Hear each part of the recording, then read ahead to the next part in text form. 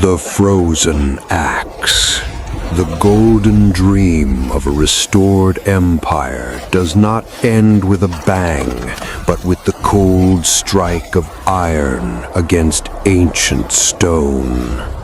Down from the frozen peaks of the Alps, the Lombards descend like a dark tide, a force of raw steel and weathered wolfskin, carrying the frost of a world that has turned its back on the sun. Where the Roman legions once brought law, these warriors bring only the weight of the blade. Look at the rusted, knocked edges of their axes, scarred by 1,000 skirmishes in the wilderness. The iron winter has arrived. As the sacred boundary stones are kicked into the mud, the Mediterranean warmth finally fades, replaced by the brutal and relentless chill of the Germanic north. The empty atrium. The cities of Italy have become hollow shells, magnificent monuments to a life they can no longer sustain. In the silent villas of the Po Valley, silk curtains flap in the wind like restless ghosts, and forgotten wine turns to dust inside tarnished silver chalices.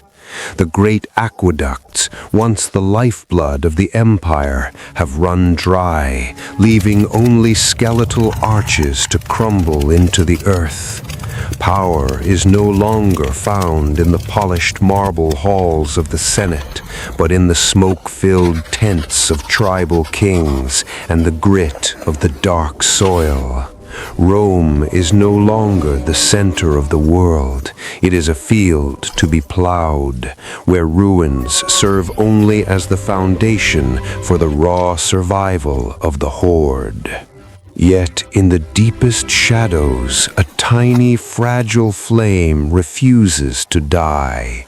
Inside the cold cells of remote monasteries, the scratching of a quill is the only sound of defiance against oblivion.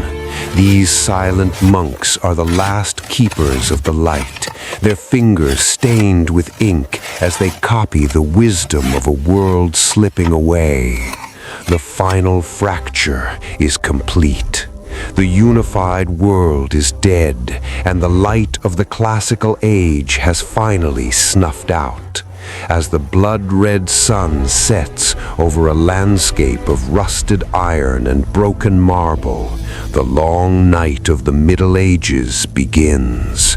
Rome is gone, and the world waits for a morning that feels a lifetime away.